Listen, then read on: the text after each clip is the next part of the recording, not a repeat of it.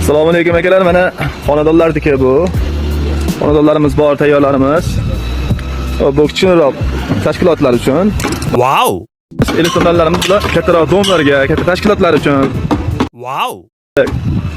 Qayerda 10 tonna, 11 tonnalarimiz bor mana bular. Bular kattaroq domlarga yoki bo'lmasa tashkilotlarga. Wow! Zaki yaqin joylar uchun.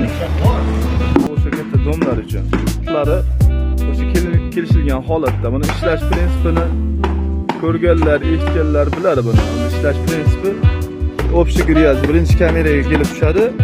Mana o'rtadagi avariyniy holat, ichini 3 ga bo'lib qo'yganmiz. Bu dimoxod hisoblanadi, bu chiqish.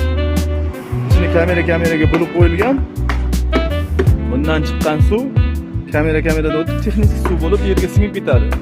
Buni birinchi kameraga bunga olib kelib общий gryaz ulansa, shunga bakteriya soptiriladi u yoqdan.